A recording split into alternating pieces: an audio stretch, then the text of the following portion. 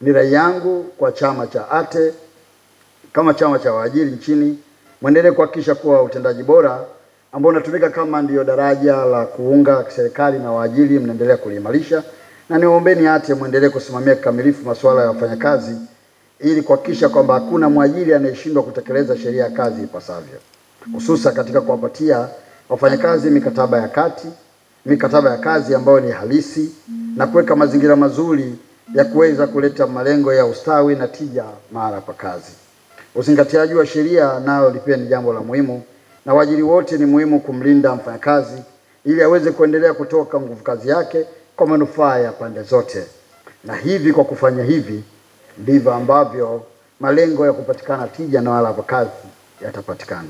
Ni rai yetu pia, Mheshimiwa Waziri, serikali iendelee kufikiria kupunguza tozo ya maendeleo ya ujuzi Skills Development Levy SDL kutoka 3.5 hadi kufikia 2%. Basi hata ikifanyika kwa awamu pia itakuwa inafaa. Tunatambua dhamira ya serikali katika kukuza ujuzi wa taifa letu, lakini gharama hizi zinaendelea kuwa kubwa, hasa katika maeneo ambayo waajiri wanaajiri watu wengi zaidi. Tunasema labor intensive sectors. Tunaamini kuwa mapendekezo haya yataleta nafuu kwa waajiri na kupunguza gharama za uzalishaji na kuboresha utekelezaji wa sheria na kuchochea mazingira wezeshi ya ajira na uwekezaji nchini.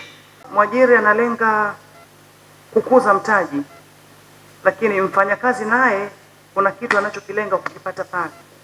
Kwa hiyo bila kuwa na ushirikiano wa pamoja, bila kuwa na amani, bila kufanya kazi kila mmoja kwa nafasi yake akatimiza wajibu ambao anatakiwa kuutimiza, basi hatutofika.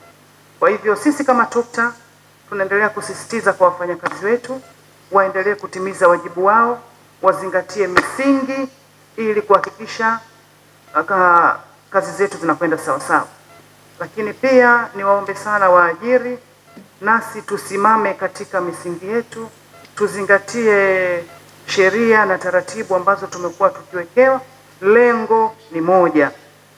Kiongozi wetu ama msingi wetu mkuu ambao ni serikali umetupa misingi, umetupa kanuni na taratibu ambazo zinatuunganisha, zinatufanya tuwe wamoja.